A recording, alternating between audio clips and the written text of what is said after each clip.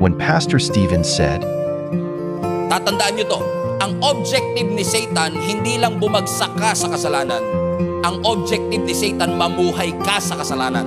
Ang objective ni Satan, maging komportable ka sa mali. Maging komportable ka sa kasalanan, kasi nga kung ano yung appealing, yun ang ibibigay niya sa'yo. Maaaring appealing sa'yo ang chocolate cake, sa katabi mo hindi. Pero maaari din naman na appealing sa'yo ang ibang bagay na hindi appealing sa Kanya. Pero inaalaw po ito ng Panginoon para tayo ay tulungan at i-grow. Because yung mga temptation na yan ang mag-authenticate ng ating pananampalataya. Yung mga temptation na yan ang magpe-perfect ng ating mga pananampalataya. Hindi galing sa Diyos ang temptation, pero inaalaw ng Lord ang temptation to authenticate your faith. Sana mapansin niyo ako one time.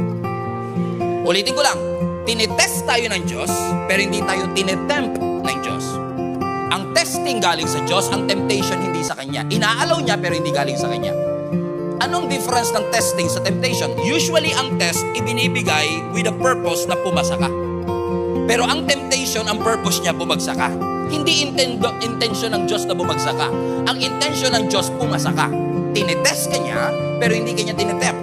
Pero iaalaw ng Lord minsan yung temptation mangyari sa ating buhay para i-authenticate ang ating mga pananampalataya.